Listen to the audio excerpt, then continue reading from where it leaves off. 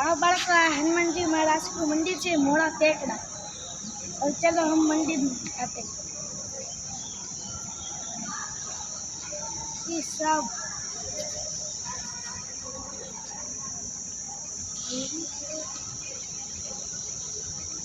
और हम मंदिर देखते, चलो।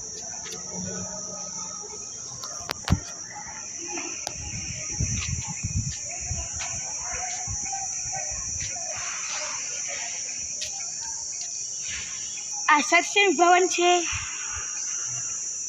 ने आ हनुमान जी महाराज को मंदिर है। हमें भोजनालय है ने हमें सब मंदिर है। हमें भोलानाथ मंदिर है। हालो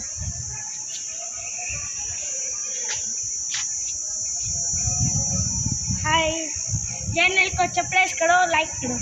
ये बोलो नहीं मैं